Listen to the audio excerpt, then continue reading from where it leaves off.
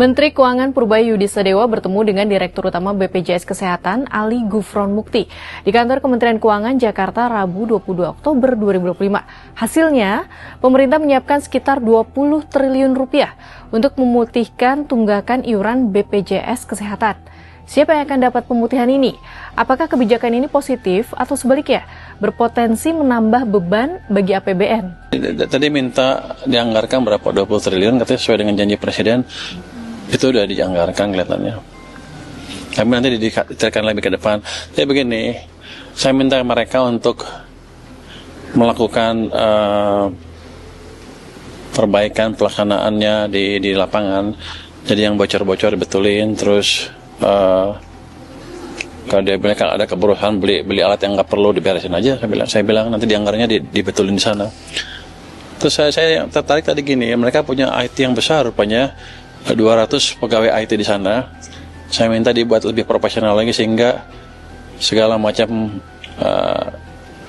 betul-betul terintegrasi Indonesia, sehingga kalau ada standar yang clear yang di-run oleh sistem IT yang berbasis AI, sehingga kalau ada kecurangan obatnya apa langsung detek semua. Itu saya pikir nanti akan menarik ke depannya. Itu yang saya harapkan nanti bisa mengurangi operasi dari BPJS sehingga lebih efisien dan optimal. Langkah ini menambah daftar subsidi sosial baru yang harus dikelola pemerintah di tengah penurunan penerimaan negara dan kebutuhan menjaga defisit APBN agar tetap terkendali. Namun Purbaya memastikan penambahan anggaran untuk pemutihan tunggakan iuran BPJS Kesehatan tidak akan menambah beban kas negara. Di samping itu penganggaran telah dilakukan sejak jauh hari sehingga ia pun meyakini penerimaan negara akan tumbuh positif tahun depan dan defisit fiskal bisa tetap terjaga. Sementara itu, Direktur Utama BPJS Kesehatan Ali Gufron Mukti menjelaskan, pemutihan tunggakan akan difokuskan bagi masyarakat miskin dan tidak mampu yang tercatat dalam Data Tunggal Sosial Ekonomi Nasional atau DTSN. Pemerintah akan menanggung tunggakan maksimal 2 tahun atau 24 bulan per peserta. Gufron mengatakan nilai tunggakan keseluruhan masih dalam proses penghitungan dan berpotensi melebihi 20 triliun rupiah, yang memastikan kebijakan tersebut tidak akan mengganggu arus kas BPJS Kesehatan selama tepat sasaran. Lantas bagaimana tanggapan publik terkait kebijakan ini? Koordinator Advokasi BPJS Watch Timbul Siregar menilai langkah tersebut sebagai kebijakan progresif yang mengembalikan hak rakyat atas pelayanan kesehatan. Timbul mengingatkan akar tunggakan peserta mandiri bermula dari kenaikan iuran tahun 2020 berdasarkan Peraturan Presiden Nomor 64 Tahun 2020 yang berlaku di tengah pandemi COVID-19.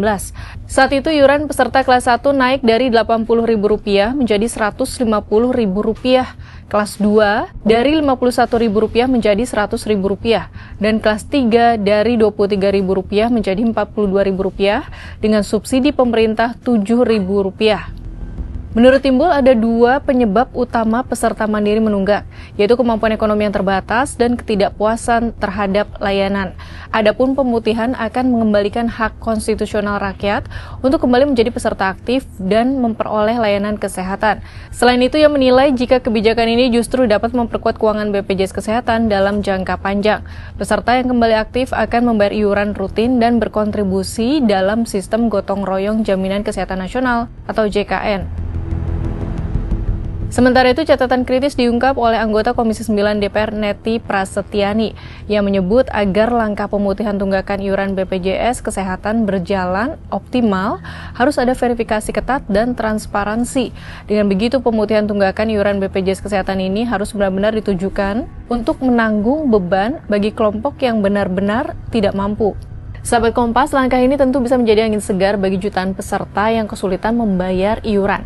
Namun, tanpa verifikasi yang ketat dan pelaksanaan yang transparan, kebijakan ini justru bisa kehilangan arah dan malah menimbulkan ketimpangan baru.